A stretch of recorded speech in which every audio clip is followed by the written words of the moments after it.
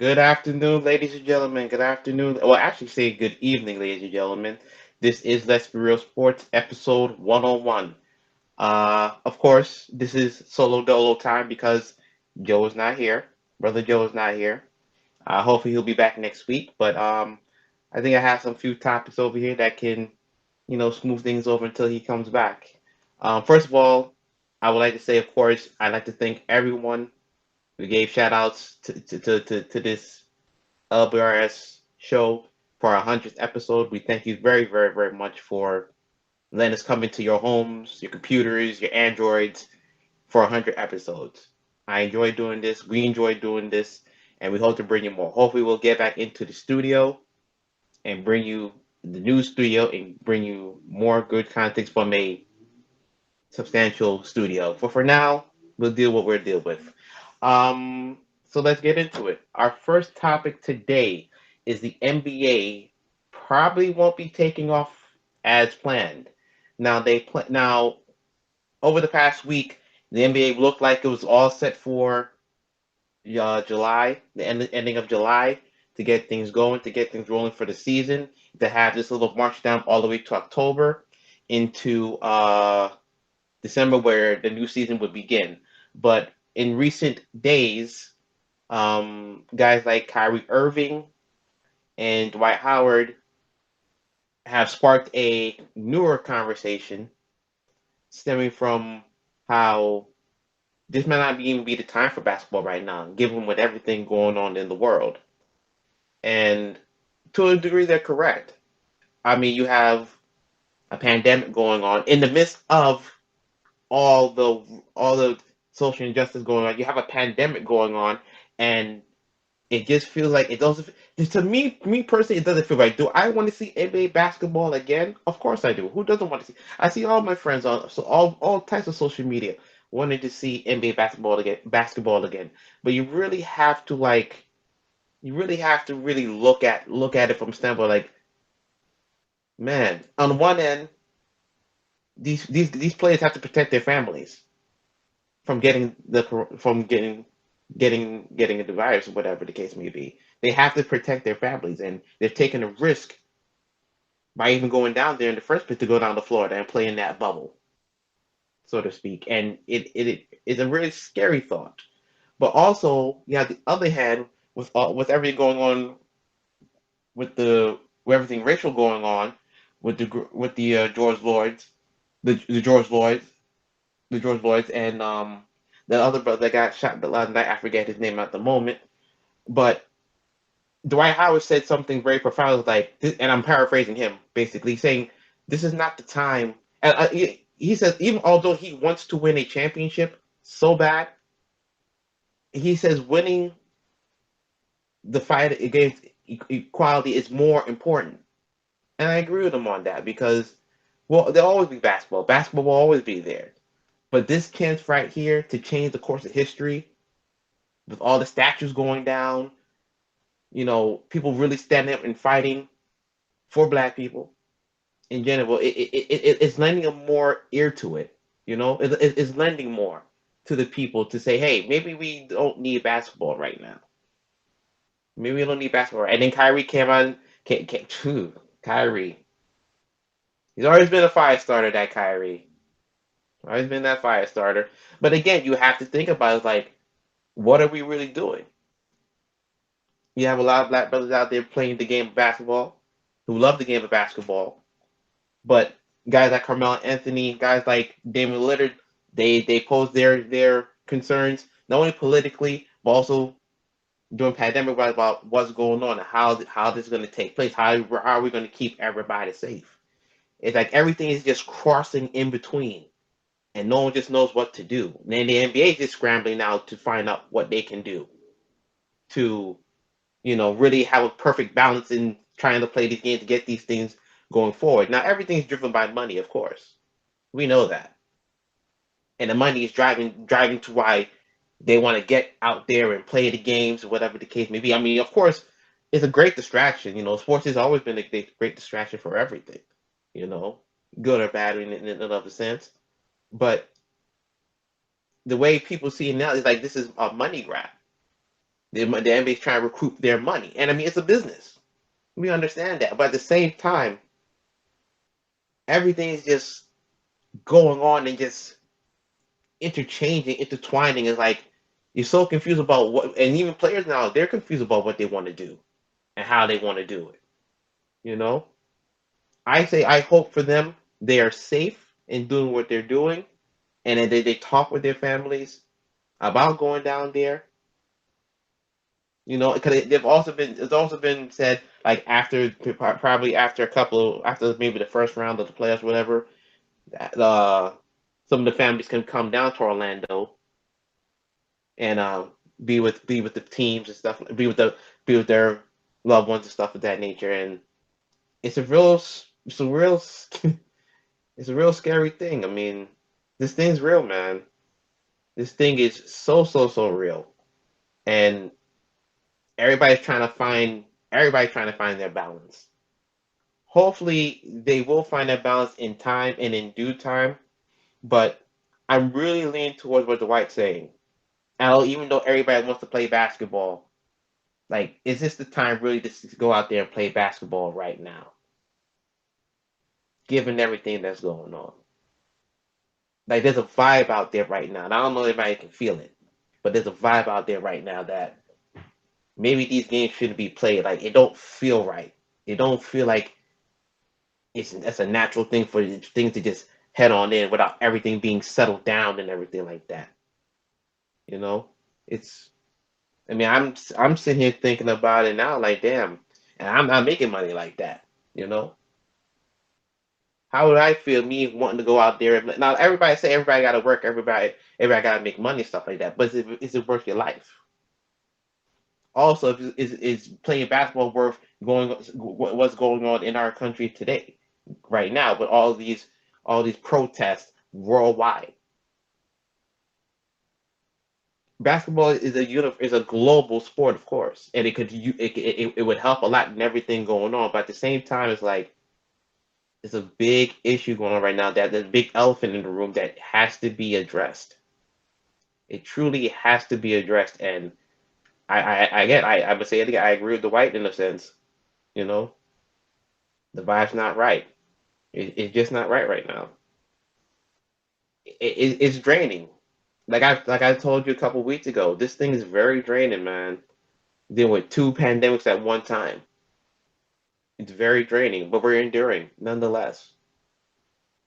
And I'm pretty sure Dwight wants to get out there and win his championship, try to attempt to win a championship for himself. But again, it's just like we need we need closure to this. We need some type of, you know, everything has to be resolved before anybody goes out there starts playing talking about, hey, we happy about seeing LeBron playing and everybody playing. We of course we're happy seeing these guys playing. Some are not happy seeing them playing. But the safety comes first. That's what I've always said about anything. Your life and your health come first. And I hope the NBA and the Players Association can truly get together and find true common ground, so they can go out there and play. But if not, it's just best that everybody just stay cool, be cool, relax, and just let everything play out first. Let's let everything play out first. Because the last thing you want is someone getting infected with it, getting affected, or dealing with some type of other racial thing that might go like blast this thing way out the water now that it already is already.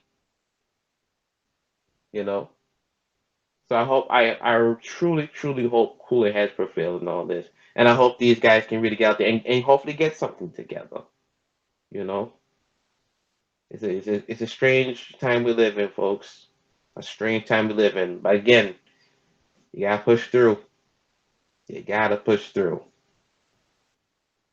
And that's it for my first topic. The second topic is a topic I put on my blog page a couple of days ago, which got a lot of traction. And again, I thank you, the people, for your comments, your likes, and even your honest comments about what's going on with this next topic. Mikey Williams, 6'3" guard out of San Diego. He scored 77 points. He scored 77 points, breaking the California school record for most points in a game. He recently came out and said that he wouldn't mind going to a historically black college to play basketball. Again, Mikey Williams is ranked number 3. He's only 15 years old right now in high school. But the fact that he would even bring about going to a historically black college is very intriguing because you don't see it at all. You know, with big time NCAA March Madness and everything going on, a lot of historically black colleges they don't see this type of exposure. And for a historically black college to go get this type of a caliber or talent of player, it would change the paradigm. Now, I've heard people say since I posted this, like if it's only him and no one else, it's just like it's really nothing. But I always say, it only takes one. It only takes one guy to change the whole change the whole paradigm shift. You know, because this is big. This is big. I mean, his mother went to Hampton University, as a matter of fact, who really it put that in his brain a little bit. But like I said, and I always tell people this: he's only 15. A lot of things can change in 3 years, as we've seen so far, unfortunately. But a lot of things can change in 3 years. So what it would do for a circle back? It would put them on the map. It would fuse the money. I've always said the talent will bring any TV crew around, any sports marketing thing, any sports production around. ESPN, Fox Sports. If you have the talent, if you have that type of talent, they will come, no matter where you are. I look at a guy like John Morant. This guy was nice with Zion, and he played with Zion. But Zion got the top bill because he could leap, he could jump, he had a little Jimmy. But John Morant was that point guard that you were like, oh snap, he's there, but you didn't notice at first until he went to Murray State. And then you saw him on Murray State is not a big time school, of course, you know, but his talent got him got the school on TV. Literally got the school on TV, and he just changed everything from there. So if John Morant, who wasn't even a thought, can do that, Mikey Williams, who is a top 3 prospect right now, can really start to move the kid and bring the money back into the black colleges around this country. It's not far fetched as people may seem.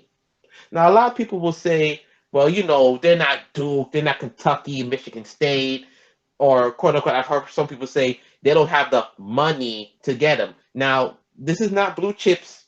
I know Zion going through some blue chips type of situation right now, with the boosting and the money and all that stuff. But we would hope that is not the case. But then again, people are not dumb. They see what's going on, and somebody's gonna get caught up in that shit anyway. Who's gonna take the fall for all that? Who knows? But Mikey Williams is setting a precedent. And listen, Mikey Williams can start recruiting right now if he really wants to. If he really wants to be that true pioneer, he can recruit guys going from, the all top 5 through the top 10, and get these guys to come and get them to come to a historic black college to put money back in the historic black colleges who need this type of exposure, who would love to get this type of exposure. You know, it'd be a great thing. It'd be an awesome thing. It can happen. It can really, really, really change the way we see college sports. And I know there's a lot of detect like, yeah, right, whatever, but you got to try. Listen, the Fab Five got together; they recruited each other, and the world of college basketball shifted around Michigan. Granted, again, there was scandal behind it, whatever, but it happened. Hopefully, scandal does not follow these guys. This is just a hey, we're gonna get these guys in here. They're gonna play to the best of their ability. And a lot of people say, well, he's gonna be a one and done player if his talent exceeds that. Well, true, but you gotta look at this also. The NCAA in Florida, I did. I think in Florida now, I believe they've passed a law to help to get these players paid in Florida, and also have it in California as well. So before long, everybody's gonna be getting paid. The G League's playing top billing right now. They have a few players who foregoing college and going straight to the G League, but everybody's not a G League player. Everybody's not a G League player. So you got to take that into consideration. If Mikey does this and he decides to go to the black college, he might be there for 1 year, he might be there for 2 years. Because remember, back in the day, if you got somebody, you got them for 3, 4 years. And I believe Tim Duncan was the last true 4 year star guy to really stay 4 years in college and really blossom and groom his game out. Now these days, this is more like a microwave. College basketball is like a microwave league now. Like if you're super good, you're one and done. Boom, you're in the league already. 1, 2, 3. You got 1 year, and you're done. Zion, we knew Zion wasn't coming back for a second year. That was BS. We knew that. Even when he got injured, there was a chance, oh, maybe he would stay back and do a second year, but that wasn't happening. Injury and that he wasn't gonna stay. With Mikey, it might be a little bit different. Like I said, he can recruit the players. Hey, listen, at this point in the NCAA, might as well start paying these players now anyway. Cut all this amateurism out. It's farce. It's a farce. Pay these players, and you have a system where, because eventually they're gonna have to team up with the G League anyway, because college basketball cannot end up losing the top talent to the G League, and they have no product out there to put out there in the first place. It's gonna look very bare, and people, like I said, people respond to talent. They just respond to talent, and you gotta put the talent out there on the floor for them to want to come spend money to come see your school and see these guys play.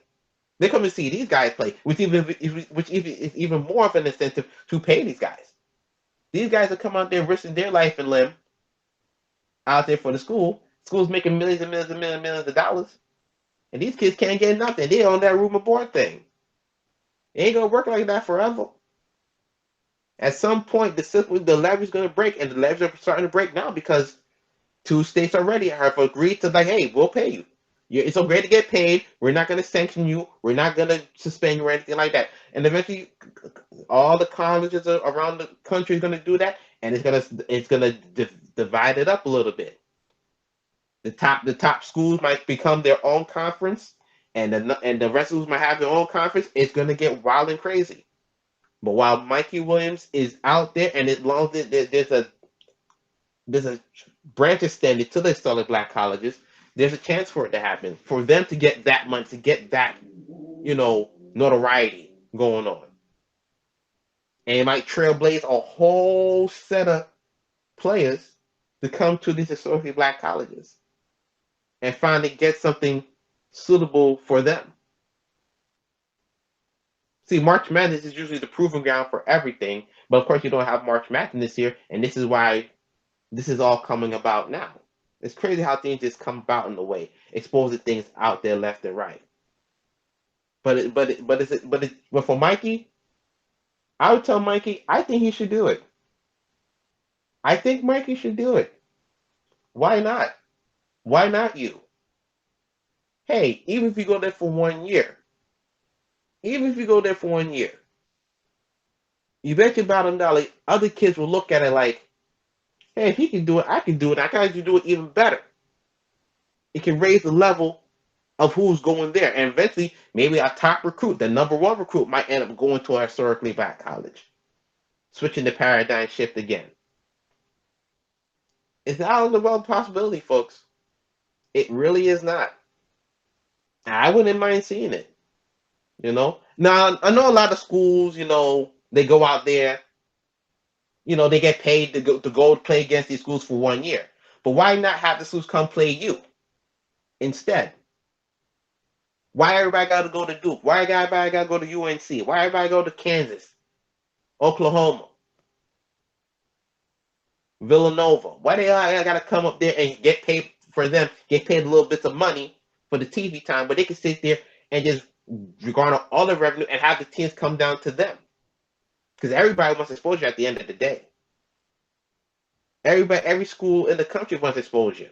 To get this school into that top tier school, like, yeah, we gotta come here. We have to come here and make it happen. So I'm gonna be very intrigued. In 3 years' time, hopefully he sticks with the path. If not, again, he's a kid. He's saying this as a kid. Everybody has a right to change their mind about everything. He's a young man. He has a lot of options out there. So much options out there for him basketball wise. He can go overseas for all we know and say, F all that, I'll go overseas, play on my time and come back, head right to the draft. LaMelo did it. And LaMelo right now is a very high prospect coming out. You know, Mikey could go to the G League and start making money there. I mean, it's a lot of options for this kid. I'm happy that he has these type of options to begin with. You know, as most of those kids in the top 10, they have their options of doing what they want to do with their basketball careers going forward. But I would strongly suggest for them also, hey, look into it. You never know. And like I said, it's not like college football or college. Like college football is different. You feel me? College football, you got mad more scholarships, and like there's only a certain amount of teams you can really go to who have that cash pull, that cachet pull. In college basketball, the talent pool is pretty baseline flat. You don't have to always go. You always have to go to the top school per se. You don't always have to go to the top school. And there's a lot of guys. There's a slew of guys who didn't go to the top schools. Dame Lillard, you know, he didn't go to the top school.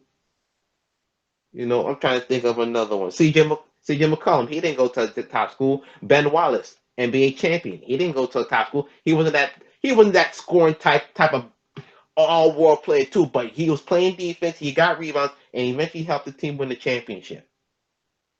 And he came from a small school, so it's not all around the possibility that this cannot happen. But hopefully, and again, hopefully he makes the jump, and I just want to see the excitement around it, the build, the the essence of it all. Like it would just be a groundbreaking thing. It could transcend a lot of things happening in college sports, in college basketball for that matter. It would be a great, great, great, great thing, and I hope he actually goes out there and he does it. God damn, this shit is hard to do talking to yourself. I hope y'all still out. I hope y'all still out there with me. I know I'm babbling on, but I'm doing my best here. But I feel strongly about what I wrote in my piece for the blog. And again, I'd like to thank all of you guys for your comments. And like I said before, if you comment on something, I will be there to comment with you. I'm not one of those that sit there and just leave y'all ghosted and stuff like that. I'm gonna be there commenting with y'all. Okay? And also, and I forgot to do this on the last show because there was a fight night. There was UFC fights that happened about a week or two ago. Aljamain Sterling, shout out to him from Long Island, New York. He won his fight, and he has a chance now to win a UFC title. The first Jamaican-born to win a UFC title, possibly. There's going to be a fight between Peter Yan and Jose Aldo to determine his challenger. But Dana already said his fight, that the winner of that fight will face Aljamain Sterling. Shout out to him. Shout out to a lioness. Everyone who that is, I forget her name right now. It's escaping me right now. But the lioness of the women's division beat the living hell out of this poor girl. Yeah, and see, this is why Joe is needed here. Damn it! But shout out to her. She once again totally dominated the fight from start to finish. Amanda Nunes. There we go. Had a little brain fart. Amanda Nunes. From start to finish, just broke down the girl. The girl didn't even need to be mentioned because that's how bad she was beaten.